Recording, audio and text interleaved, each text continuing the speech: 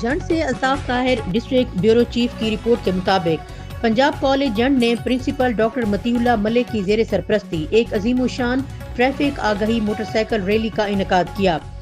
Rally برف خانہ چوک سے شروع ہو کر پنجاب کالج جھنڈ پر اختتام پذیر ہوئی۔ اسسٹنٹ کمشنر جھنڈ احمد علی رضا اور D S P Jhand Chaudhry Zulfiqar Ali Khan نے ریلی کا افتتاح کیا۔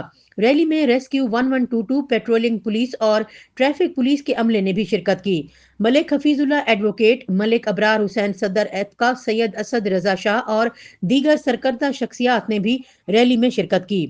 ریلی کے بعد ٹریفک آگہی سیمینار کا انعقاد کیا گیا، جس میں طلباء کو ٹریفک قوانین اور آگہی کے حوالے سے معلومات فراہم کی گئیں۔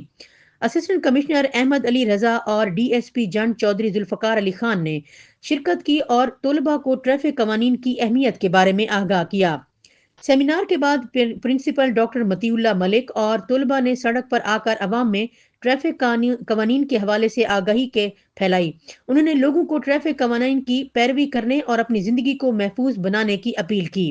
ریلی اور سیمینار کا انعقاد نوجوانوں میں ٹریفک قوانین کے حوالے سے آگاہی پیدا کرنا تھا۔